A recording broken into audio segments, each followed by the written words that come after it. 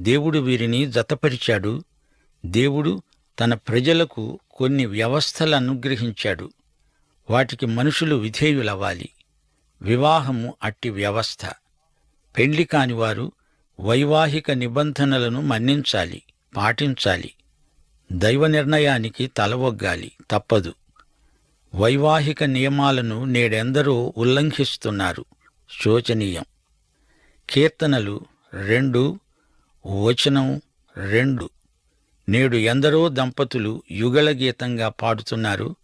మనము వారి కట్లు తెంచి పారేద్దాము రండి, బంధాలను మన వద్ద నుండి పారవేద్దాం పట్టండి అని చెబుతున్నారు. వైవాహిక నియమాలు దేవుడు పెట్టినవి. అవి మాకు వద్దు అంటే మాకు దేవుడే వద్దు అంటున్నారని అర్థం. ఆదిమానవుణ్ణి దేవుడు నేరుగా సృజించాడు. కాని నారిని అలా కాదు, పరోక్షంగా నరునిలో నుండి తీశాడు. స్త్రీ పురుషులలో ఉన్న భేదాలు విభిన్నత్వంలో ఏకత్వం. ఆమె శృతి, అతడు లయ. ఆమె సంగీతం, అతడు సాహిత్యం. అతడు మాట, ఆమె పాట. ఆమెను అతని కోసం సృజించి కానుకగా ఇచ్చి కన్యాదానం చేశాడు దేవుడు.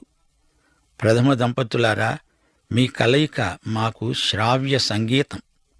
ఈ అధ్యాయంలోని అంశాలు ఎంతో ఆసక్తిదాయకమైనవి.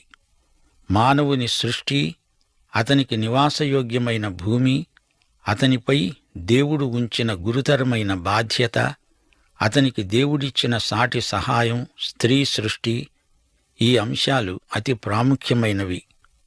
భార్యాభర్తల గుర్తింపు. భర్తలారా, మీ భార్యలను ప్రేమించండి అనే దైవాజ్ఞ.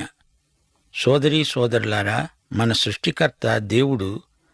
అందుచేత మన అనుదిన జీవితంలో మనం దేవునికి బాధ్యులం.